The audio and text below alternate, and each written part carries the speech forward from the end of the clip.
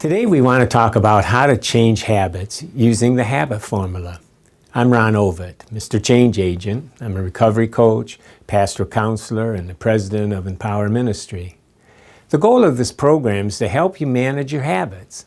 As you consider what habits you have, you will want to extinguish some of them. You may want to add different habits in their place. You know, replacing habits that you wish to terminate with a better choice is by far the best approach. If you want to stop overeating sugar-enriched foods, for example, then the best thing to do is to replace them with a healthier alternative. There are other things that you could do as well. Now, we want to look at how habits work so we can effectively make the changes we desire. To change our habits, we must consider the three parts of the habit formula. Now, for some time, it's been taught that our behavior is due to a stimulus, which elicits a response that results in a reward, the three parts. So first of all, there's a cue, or you can call it a trigger, that tells your brain to go into an automatic mode, and it decides which habit to use.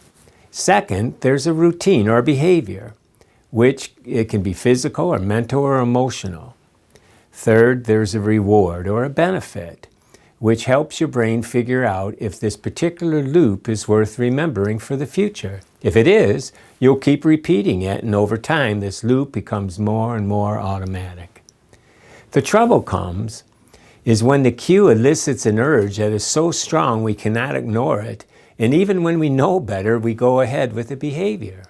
That's an addiction. We can't seem to break the habit. The good news is that we do not have to be slaves to our habits or those addictions and cravings. Habits and even addictions can be extinguished, ignored, or replaced. We do this by playing with the three components of the habit formula. There are various ways to describe this phenomena that I call the habit formula. The habit formula is basically a cue or a stimulus, right, that elicits a behavior or a response and results in a reward or a gain, a benefit. Now, the following are some ways to dealing with habits and cravings using this formula. First of all, let's try changing the cue or the trigger. A cue or trigger is what gets us going with our habit. It can be in our environment or our body or in our mind. It could be something we see, hear, smell, or feel, something we sense or something we perceive or think. Whatever it is, it causes a reaction or behavior and seeks a reward or end result. There are different ways that we can affect the cue in order to change our behavior. For example, we can deny the legitimacy of the cue. For the purposes of this step, we will consider how one should sometimes deny the legitimacy of it. For example, with addictions, many times the cue is false even though it feels so real. I call this a false alarm due to faulty wiring. It's a brain thing. Something comes into our perception and the striatum starts pumping dopamine, giving us that excitation, right, or agitation that says, I have to have it. It's a false alarm or faulty wiring because there's no legitimate reason we cannot say, no, I don't have to have it. But our brain has made it such an imperative based on some sort of belief that is terrorizing us, we feel like we're going to die if we do not indulge. Now, most of us have never felt that strongly simply because we automatically go into our habit.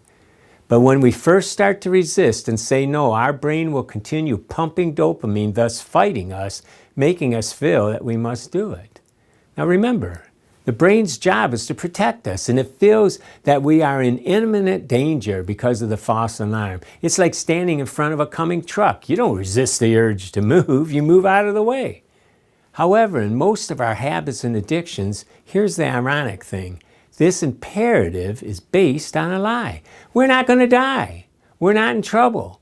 We're not going to fall apart if we ignore the urge. It's a lie. The brain is giving you a faulty signal, no different than if you were thinking there's a monster in a basement when you were a child. The alarm goes off, it seems like real danger, it feels like panic, and you feel the urge to react. It's as if your hand is approaching a hot stove. You must remove your hand. But the irony is, in this case, the stove is cold. So when the bogus cue emerges, we need to divert our attention to something else. It's a cold stove. Now we can also change any or all three if we want. We can change the cue, behavior, and reward. You know, it's easier than you think. It really is. There are 5 steps that you can use to change the dynamics of a habit. First of all, recognize the cue or the sensation. Most urges are accompanied by a physical sensation. It helps to be aware of these and recognize them. So go through this mental exercise and sense it in your body. Where is it that you're feeling this urge? What shape and size is it? Is it hot, cold? Does it tingle or vibrate? Is it dull or sharp? This is the root of emotion. The original meaning of emotion is to move. Emotions are really sensations that get us to move. It was later that we began to call these sensations feelings. You know, I feel sad, I feel happy, right? You need to recognize this trigger in your body. You cannot ignore it. Chances are that it's already tricked you into action. So what you want to do is identify it now, right? First, so you can choose not to react to it. This is one of our basic principles in emotional resilience that we call emotional recognition. You want to recognize it so then you can ignore it if you want.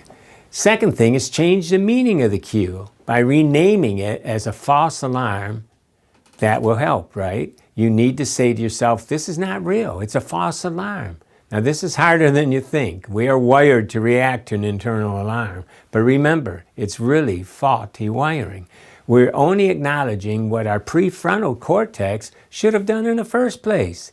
The prefrontal cortex should have canceled it, but it did not get a chance. You see, over time, the signals between the amygdala, the alarm shack, and the cortex have become weakened. The good news is you can correct that. By ignoring the alarm now, you are retraining your brain to treat this false alarm as an actual false alarm. You do this by calming down, taking a deep breath or two. You're going to, from the sympathetic nervous system, that gas pedal, to the parasympathetic nervous system, the brakes. Now, there are different ways to calm yourself down, right? And we teach these in another program called Mind Skills. So you can go to that program and learn. But basically, you can slowly breathe in and out 3 times. 5 counts, 5 in and out. Or you can go to an imaginary peaceful place that you've practiced with and relax. Maybe there's something in your mind like a beach scene that just relaxes you. Or you can think of a time of appreciation with someone that you're really happy to be with you. That turns on the social engagement system. Or you can focus on the presence of God and His love for you. Give it to Him. Let Him help you. So those are ways to relax and sense in your body, calm it down. Next, you can change your behavior by affirming that you do not have to obey the false alarm. Now this is important. You need to say it out loud. I do not have to obey you. You are a false alarm. Not only does this help you think rationally, it gets busy training that prefrontal cortex while separating you from that cue. This buys precious time during those reactionary milliseconds after the alarm goes off. Other things you can say is, I'm not going to die if I ignore this. Feels like you are, but you're not. Or I have done this before, if you have, and I can do it now. If you haven't, then you could say, others have ignored this, so can I. Or how about this? I don't want to be that person anymore. Well, next, we can change the behavior by distracting ourselves. We ride the wave. The power of an urge or craving is hard to ignore, especially when you feel the urge is serious and you must obey it. So now that you know that the urge is a false alarm, even though it feels strong, you can give yourself permission to ignore it. Now, unfortunately, most people are not successful. Why? Because they focus on not thinking about something. We only increase our ability to think about it when we do that. Add to this the fact that we can also develop a resistant fatigue, which weakens our resolve and we give in. We see this in studies on willpower. Our willpower is far less at night when we are tired and have resisted temptation all day. Of course, this is often when we need it most, isn't it? So how do you ignore or resist this strong craving? Well, you do it by focusing on something else. You need to distance yourself, like riding a wave. Once you're on the wave, you don't focus on the wave anymore. You focus on the shore and ride the wave. That big wave soon dissipates into the shore. This is how your urge will act. 20 minutes is about the length of an average urge lasts. You can ignore it by distracting yourself on something you like for that long. Chances are, after just a few minutes of distraction, you will forget all about the urge. The distracting of yourself, however, must be deliberate. Get something that excites you, perhaps a book that you've been wanting to read, or some favorite music. Get up and move around. Jump into a hobby. Maybe go out and work in the garden. Take a walk. The opportunities are endless. And don't forget outside support. Call a friend and talk to them. Going to a support meeting is always a good idea. And then next, I like to do what I call relive. Change the reward by visualization of your better behavior and outcome. When you succeed, and you will, then you should immediately replay what just happened in your mind. Then visualize how good it felt to achieve your goal. Feel it in your body. Let a rewarding excitement just wash over you. Do this a couple hours later. Why? Because you want to retrain your brain, not to react negatively to that cue again. Learning comes from repetition. And you want to tell the brain that there is a new satisfying reward if we continue this new behavior. Why should you succeed only once? When you relive what you just did through visualization, it is as if you are actually doing it again. The more sensory rich your visualization is, the more the brain takes it in as if it was real. Why not get 3 or 4 experiences out of the one success? It will help you learn this new way of behaving to the cue. With time, the old response to the cue will be ignored. It will be extinguished. By working with the cue, behavior and reward, you will see a new habit challenge become a reality. For more on habits, you can go to my blogs on Mr. Change Agent by just clicking below, and we'll give more material there or check out some more videos. Thank you, and may God help you as you change your habits. Hey, this is Ron Ovett, Mr. Change Agent again. You know, if you like this video you just saw on habits, I have it as a free PDF for you. You can click below and get that. Also, subscribe, will you? And let other people know about the videos that we have here. My goal is to help you with change, and I pray that God will help you as you continue to learn more on how you can change your habits.